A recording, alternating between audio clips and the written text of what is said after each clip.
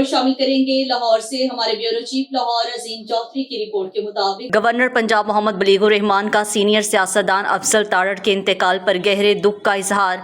Governor Punjab की अफजल तारड़ मरहूम की साहबजादी सायरा अफजल तारड़ और दीगर सोगवारान से दिली ताज़ियत।